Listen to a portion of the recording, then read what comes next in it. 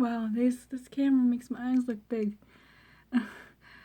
Okay, so I wanted to do a video tonight because I haven't been able to do anything. Like, I can't pick anything up. All I can do is walk around my house and hope that my back doesn't start hurting. At first I thought it was like because I am experiencing like wicked back pains, that like I was overdoing the walking, but I think it was just because I was sleeping on the couch and the couch is really hard and it was affecting it.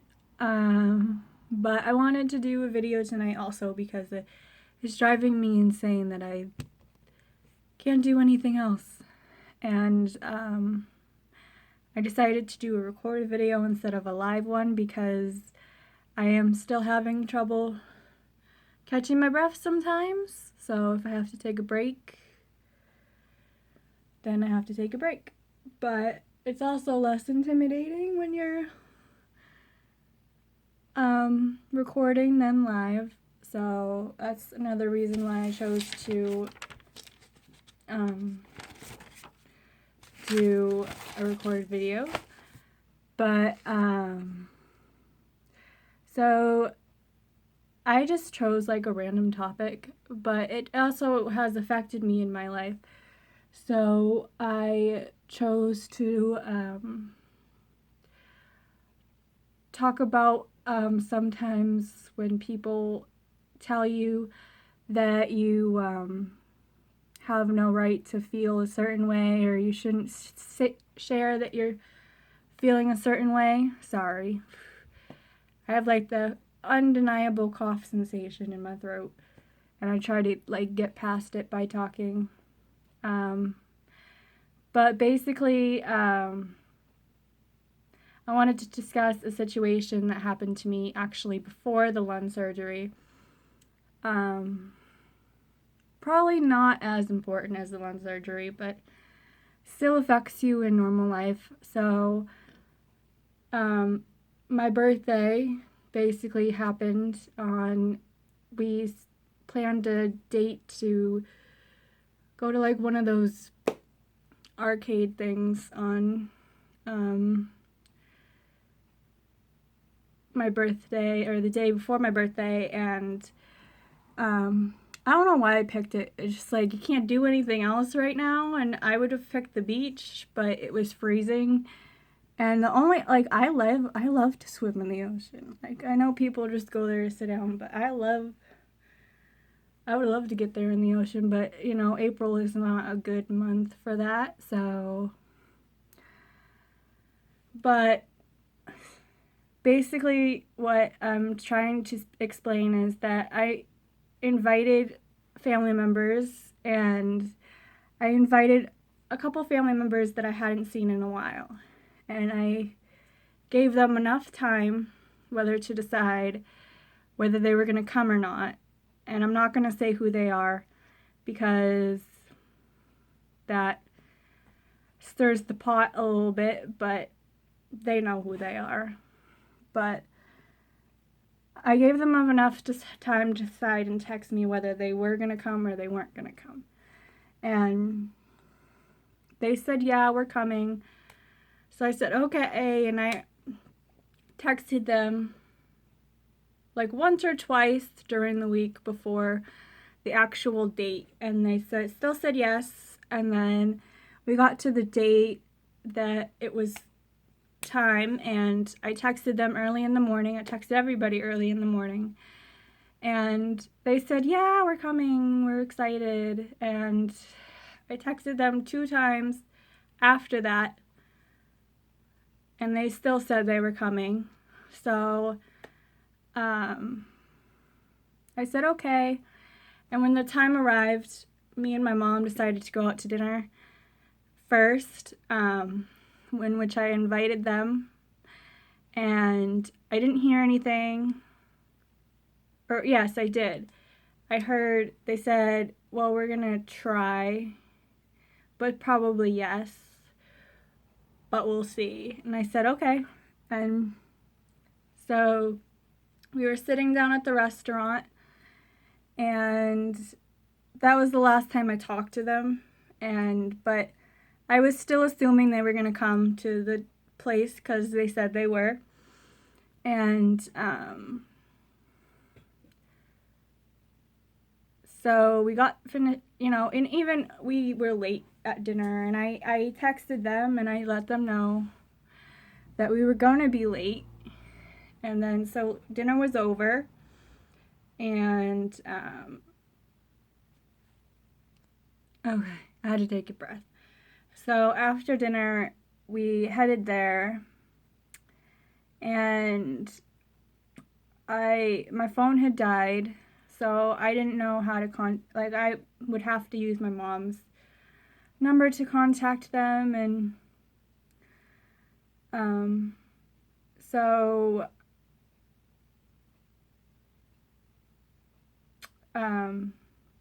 we got there and they weren't there, and I said okay, and my mom was like, I think they're not coming, and she was right. And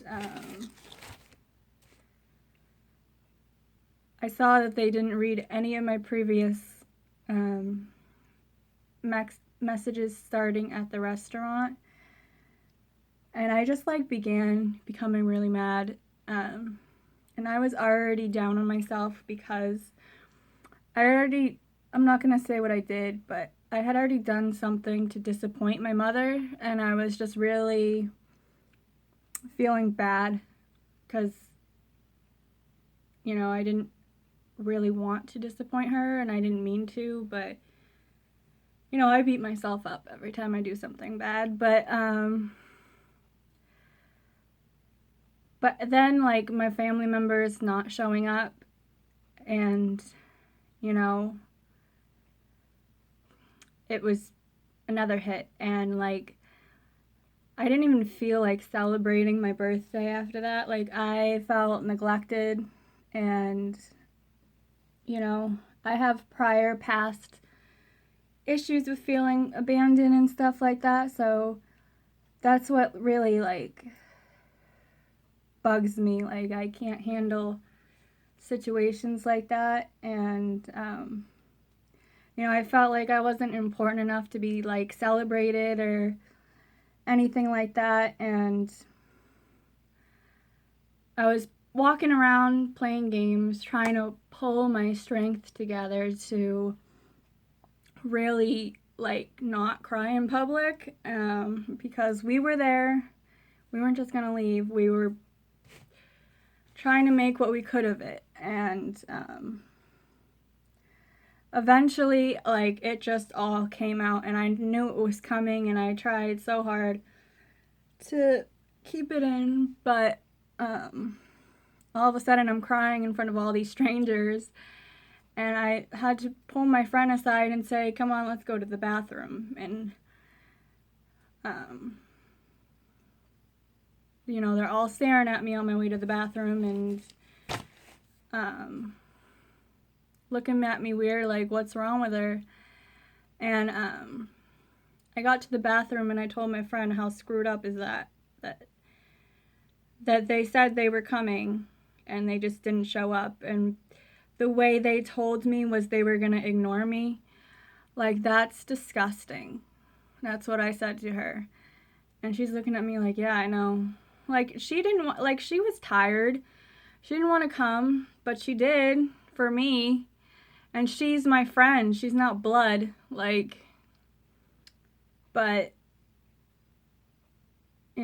I was like, that's screwed up, and I was upset enough to send something to them. I decided to send a message, and my mom thought it was wrong of me to send it, but I'm not just gonna sit there and be like, oh, I'm sitting here crying and I'm embarrassing myself in front of people, and you can just sit there and, oh, it's all right, I forgive you. No.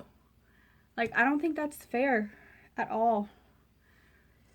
But,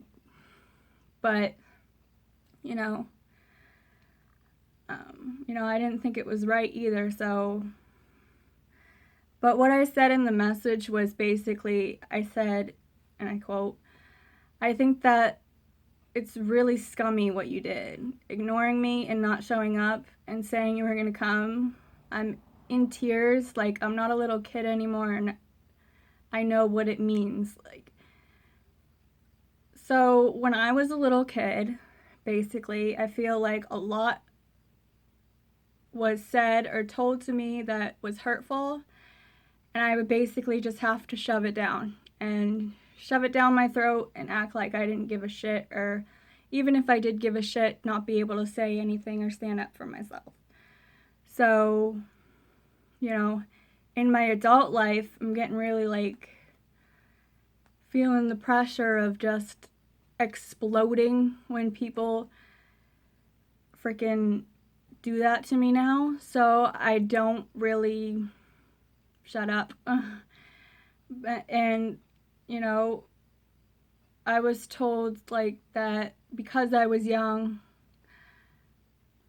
freaking my opinion wouldn't matter because I was always wrong. And, you know, I know that wasn't true either now. But a lot of kids are not going to know that that's not true.